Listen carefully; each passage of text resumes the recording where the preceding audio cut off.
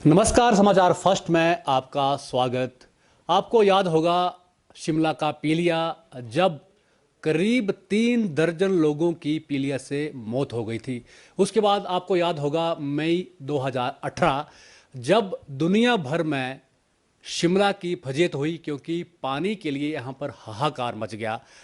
अब जो है शिमला का पानी का प्रबंधन जो है शिमला जल प्रबंधन के पास है और उसके एमडी डॉक्टर धर्मेंद्र गिल जी इस वक्त हमारे साथ हैं। सर, आपका स्वागत है समाचार फर्स्ट में। शिमला में पानी को लेकर बहुत दिक्कतें रही है, पानी की किल्लत रही है। अब क्या स्थिति है शिमला में पानी की, जब से जो शिमला जल प्रबंधन है उसके पास पानी का जो बागडोर आई है? सर, पहले डेफिनेटली दिक्कत रही है, पर 18 के बाद से जब से गवर्नमेंट ने short term, medium term, long term plans device किए और उसके ऊपर काम करना शुरू किया, उसके बाद से स्थिति में बहुत ज़्यादा सुधार आया है। अब हमारे पास जितनी इंस्टॉल्ड कैपेसिटी है 6 सोर्सेज के ऊपर 53 MLD की, करीब करीब हम उससे 10% ज़्यादा तक एक्सप्लॉइट करने की पोजीशन में आगे हुए हैं इफ़ नीड भी।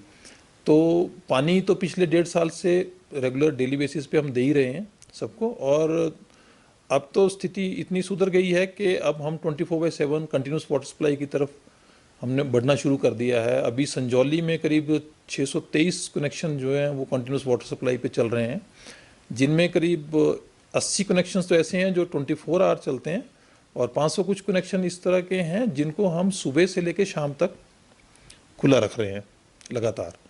और उसके बाद अब नेक्स्ट स्टेप में ये धीरे धीरे जैसे गवर्नमेंट से टेकअप करके, अगर गवर्नमेंट एग्री करेंगी, जैसे से प्लान बनाती हैं, तो हम दूसरे एरिया जैसे मॉल रोड हुआ या कुफरी का एरिया हुआ या बेनमोर का एरिया है जो थोड़े से प्लान हैं और बड़े स्टोरेज टैंक्स के नज़दीक हैं, उनमें भी कंटिन्यूस वाटर सप्लाई की तरफ मूव कर रहे हैं। तो मेरा मतलब ये है कि अब स्थिति बहुत सुधर चुकी है, और जो दिक्कतें 18 में रही या उससे पहले कभी रही हैं, चाहे वाटर क्वालिटी से रिलेटेड थी या क्वांटिटी ऑफ सप्लाई से रिलेटेड थी, वो शायद अब कभी नहीं आएंगी। गिल साहब, अभी हर रोज कितना MLD पानी शिमला में आ रहा है, और यदि शिमला शहर को 24 घंटे पानी देना है तो कितना ज़रूरत पड़ेगी? देखिए, आजकल तो अगर हम वीकली एवरेज पे जाएं तो 43 MLD के आसपास की एवरेज आती है, और अगर सारे शहर को 24/7 पे लाना होगा तो आज की डेट में, क्योंकि शुरू करने के लिए शुरू में कंजम्पशन बढ़ती है, बाद में स्टेबलाइज होके तो डाउन आ जाएगी, तो उसके लिए हमें करीब 50 MLD पानी की ज़रूरत पड़ेगी, और उतना हमारे पास है। चैलेंज इस वक्त पानी की क्वांटिटी का नहीं है। 24/7 को इम्प्लीमेंट करने के लिए जो मेन चैलेंज है, क्योंकि जो डिस्ट्रीब्यूशन नेटवर्क है शहर का, वो एक तरह से हाइड्रोलिकली उस तरह से डिज़ाइन नहीं हुआ कि वो हाई प्रेशर को ले सके, क्योंकि 24/7 में एक हाई प्रेशर में नेटवर्क ऑपरेट करना पड़ता है, ताकि अगर सारे टैप खुले हों तब भी सब लोगों को ऑप्टिमम प्रेशर के ऊपर, एडिक्वेट प्रेशर के ऊपर पानी मिल सके। तो उस स्टेप में भी अब हम एक टेंडर हमने कॉल कर रखा है, जिसमें कि 411 करोड़ का टेंडर है, और 4 साल में सारे शहर का ही नेटवर्क को प्रेशराइज वाटर सप्लाई में कन्वर्ट करने का प्लान है। और जब तक वो नहीं होता है तो जो एरियाज हमने आइडेंटिफाई किए हैं जो हाइड्रोलिकली साउंड है और वो लाइंस प्रेशर ले सकती हैं, तो उसको इम्प्लीमेंट करेंगे। अभी लॉकडाउन के दौरान भी हमने 60-70 लोकेशंस के ऊपर, क्योंकि अभी सड़कों पे आवाजाही नहीं थी, कंजेशन नहीं था, तो जैसे लोअर बाज़ार, लक्कड़ बाज़ार या कुछ मेन रोड्स हैं जिन पे परमिशन मिली, तो उनको ठीक किया गया है, और वो जो पॉइंट्स थे जो लीक करते थे उनके थ्रू अब 24/7 वाटर सप्लाई छोड़ी जा सकती है। तो उस चैलेंज को ओवरकम करते हुए अब धीरे धीरे 24/7 की तरफ ही शिमला शहर बढ़ेगा, और अगले 4 सालों में तो डेफिनेटली 24/7 इम्प्लीमेंट इस शहर में हो जाएगा।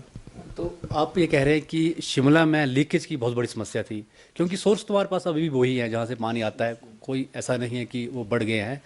तो लीकेज सबसे बड़ी समस्या थी, तो आगे इसमें किस तरह से काम किया जाएगा ताकि लीकेज ना हो और लोगों को जो है नियमित रूप से पानी मिल सके? देखिए, चैलेंजेस जो थे, एक तो था कि पंपिंग मशीनरी बहुत पुरानी थी, वो बदल दी गई। जो मेन ट्रांसमिशन लाइंस थी, राइजिंग मेन्स थी, वो पुरानी थी, उनमें लीकेज बहुत थी। वो शॉर्ट टर्म प्लान के तहत ही जो कोटी ब्रांडी स्कीम थी उसकी राइजिंग मेन बदली गई, गिरी की बदली गई। क्रेगरेनो से जो संजौली तक पाइपलाइन थी जो बहुत पुरानी थी, बहुत लीक करती थी, उसकी टोटल रिप्लेसमेंट की गई। एक दूसरी लाइन थी जो रिज तक आती थी संजौली टैंक से, उसमें बहुत ज़्यादा लीकेज थी, वो रिप्लेस कर दी गई।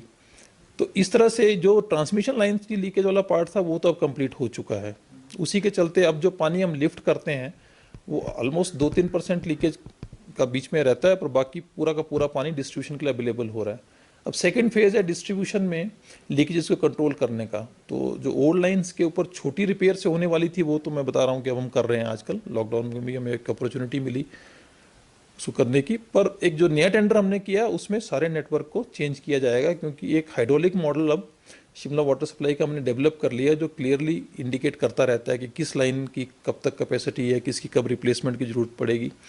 और पोर्टेबल मीटर्स भी हैं जिसके थ्रू हम दो डिस्टेंसेस के बीच में कितना वाटर लॉस होता है उसको मेजर करके उस लाइन पे थोड़ा फोकस करते हैं।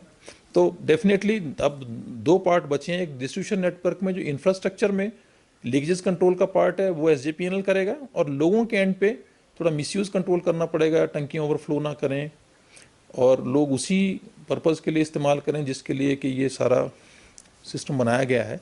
क्योंकि हर एक आदमी का share ultimately 135 litre per capita के बाहर जाएगा तो वो किसी न किसी दूसरे का शेयर यूज़ कर रहा है, तो डेफिसिट क्रिएट करेगा। तो यही एक प्लान है सर जिसके तहत शिमला शहर में 24/7 इम्प्लीमेंट होगा। क्योंकि एक चीज़ बहुत इंपॉर्टेंट है इस वाटर सप्लाई के बारे में कि ये बहुत ही कॉस्टली है, कॉस्टलीस्ट है कंट्री में। अभी जब ये शुरू हुआ था तो 117 रुपये पर 1000 लीटर कॉस्ट आती थी प्रोडक्शन की, जिसको इन सब मेजर्स के चलते अब हम 95 रुपीज़ पर किलो लीटर तक रिड्यूस कर पाए हैं। डेफिनेटली ये सब्सिडी का बर्डन है जो कम हो जाएगा तो डेवलपमेंट के किसी और काम में लगेगा। और धीरे धीरे इसका जो अभी जो हमारी इंडेक्सेशन 10% थी एनुअल, तो अगर ये प्रोडक्शन कॉस्ट कम होएंगी तो इंडेक्सेशन भी रिड्यूस होएगी। डेफिनेटली ये ट्रांसफ़र तो होगा बेनिफिट कंज्यूमर को भी। इस बार तो लॉकडाउन के चलते जो है टूरिस्ट नहीं आया शिमला में। यदि टूरिस्ट आता तो क्या ऐसी स्थिति में भी शिमला को पानी इसी तरह मिलता या फिर कम हो जाता? क्योंकि अक्सर यही देखने को मिलता है कि जब भी टूरिस्ट बढ़ता है तो यहाँ पर पानी की किल्लत रहती है। तो और आगे आगे किस तरह से मैनेज करेंगे यदि टूरिस्ट सीजन आता है? क्योंकि हो सकता है कि अब जुलाई, अगस्त, सितंबर में ये चीज़ें बहाल हो जाए, तो ऐसे में कितना तैयार है प्रबंधन निगम? देखिए, जैसे मैंने आपको बताया कि हमारे पास इंस्टॉल्ड कैपेसिटी 53 mld की है और उसको भी थोड़ा ओवर एक्सप्लॉइट करके हम 55-56 mld तक ले जा पाते हैं। और जैसे आज की डेट में बताऊं तो आज हमने 39.3 mld पानी उठाया क्योंकि डिमांड कंट्रोल्ड है। तो ऐसे कुछ नहीं है, अगर 4-5 mld की डिमांड बढ़ती है तो हम उसको मीट विद कर सकते हैं कंफर्टेबली। जहाँ तक लॉकडाउन में, ये आज मैं तीसरी बार इस सवाल का जवाब दे रहा हूँ डिफरेंट प्लेटफॉर्म पे, कि सबकी एक्सपेक्टेशन थी कि लॉकडाउन में पानी की कंजम्पशन कम आई है। वो बात सही है आपकी कि बहुत से इंस्टीट्यूशनल और कमर्शियल जो हमारे कंज्यूमर्स थे उनके पास डिमांड आजकल कम है, पर डोमेस्टिक सेक्शन में डिमांड बढ़ी है और हमें पानी की लागत में थोड़ा जो फ़र्क आया वो उसी से आया जो हमारी लीकेजेस प्लग हुई हैं। अदरवाइज पानी की कंजम्पशन लगभग वही है। शायद लोग अब सैनिटेशन पे, पर्सनल हाइजीन पे ज़्यादा फोकस कर रहे हैं, पर ऐसा नहीं है, ओवरऑल कंजम्पशन वहीं पे है। तो अगर जैसे आपने पूछा कि आगे क्या प्लान है, तो जैसे अभी हम 41-42 mld से चला रहे हैं, तो हमारे पास अभी भी 10-11-12 mld का स्कोप अवेलेबल है। अगर ज़रूरत पड़ी तो हम उसको एक्सप्लॉइट करेंगे पूरी तरह। आने वाले समय में ये उम्मीद करें कि अब पानी की समस्या शिमला के लोगों को नहीं झेलनी पड़ेगी। बिल्कुल सर, शिमला में अब जिन स्थितियों से लोग घबराए, 2018 का एपिसोड हुआ, 15-16 में वाटर क्वालिटी का फेलियर हुआ, या जो भी लोग सफ़र हुए, अनफॉर्चुनेटली डेथ्स हुई, वो एपिसोड्स अब शिमला में कभी नहीं होंगे, नेवर। कोई सर सीवरेज को लेकर भी कोई वर्ल्ड बैंक से कोई योजना है जो आ रही है? यदि आ रही है तो किस तरह की योजना है और किस तरह का फ़ायदा जो है शिमला वासियों को इससे होगा? देखिए, ये जो वर्ल्ड बैंक का प्रोग्राम है इसका नाम ही water supply and sewerage improvement plan है। इसमें सीवरेज के लिए भी सफिशिएंट एलोकेशंस हैं फंड्स की। सीवरेज में हमारे 3 पार्ट हैं। एक पार्ट तो है एग्जिस्टिंग नेटवर्क को एक्सपेंड करने का ताकि हम ज़्यादा सीवेज कलेक्शन कर सकें। दूसरा पार्ट है एग्जिस्टिंग जो STPs हैं उनकी अपग्रेडेशन की जाए मॉडर्न नई टेक्नोलॉजीज़ के साथ। और तीसरा पार्ट है जिन एरियाज़ में ये सीवरेज सिस्टम नहीं है MC में, उनमें सीवरेज सिस्टम लाया जाए। तो इस पे तीनों पे काम हो रहा है। इसमें कुछ फंड्स अमरूद के इस्तेमाल हुए हैं अभी तक, वर्ल्ड बैंक के भी हमने यूज़ करना शुरू कर दिए हैं अब। इसमें हमने पिछले 2 सालों में 92 किलोमीटर एक्सपेंड किया, 93 किलोमीटर बल्कि, जिसमें करीब 50 किलोमीटर में 4 इंच वाली पाइप को 6 इंच में कन्वर्ट किया और कुछ नई पाइप बिछाई हैं। जहां हमारे पास 6-7 MLD सीवेज कलेक्शन थी, अब आज की डेट में वो 20-21 MLD तक पहुंच गई है। STPs 6 STPs थे, ये इनकी सभी की अपग्रेडेशन का प्लान है। 3 के हमने वर्क अवार्ड कर दिए हैं ताकि इनको मॉडर्नाइज किया जाए। और जो जैसे बलियाना में अब हमारी कैपेसिटी से ज़्यादा सीवेज आ रहा है, डली में ज़्यादा सीवेज आ रहा है, तो और लाल पानी में भी करीब करीब 75% तक कैपेसिटी एग्जॉस्ट हो चुकी है। तो इनके अपग्रेडेशन का प्लान है। 2-2 में जहाँ सीवरेज सिस्टम नहीं था वहाँ पे भी टेंडर अवार्डेड है, वहाँ भी काम चल रहा है। पंथा घाटी मेली एरिया में भी टेंडर अवार्ड कर दिए हमने, और जल्दी ढली एरिया का, मशोबरा एरिया का जहाँ नहीं था सीवरेज सिस्टम, वो भी लगाने जा रहे हैं। तो ये सिमिलर लाइंस पे जैसे वाटर सप्लाई की इम्प्रूवमेंट है, वैसे सीवरेज की भी इम्प्रूवमेंट का पूरा प्लान है। एक शिकायत आती है कि जिस तरह से असवरी खड्ड का पानी है वहाँ से उठाया जाता था और वहाँ से ही पीलिया फैला था, और ऊपर सीवरेज ट्रीटमेंट प्लांट है, तो ऐसे किस तरह से बना दिए कि ऊपर सीवरेज ट्रीटमेंट प्लांट बनाया और उसका सारा सीवरेज जो है पानी में लोगों ने पिया। तो क्या इस तरह के जो सीवरेज ट्रीटमेंट प्लांट हैं उनको बदला जाएगा ताकि वो पानी में ना आए? देखिए, सीवरेज ट्रीटमेंट प्लांट तो कैचमेंट में होते ही हैं और उनसे एफ्लुएंट भी निकलता है, पर एफ्लुएंट के जो स्टैंडर्ड्स हैं वो CPCB द्वारा निर्धारित हैं कि अगर उसके डाउन स्ट्रीम में कोई वाटर सोर्स एग्जिस्ट करते हैं तो आप एफ्लुएंट को इन्हीं स्टैंडर्ड्स को मीट करने के बाद ही छोड़ेंगे।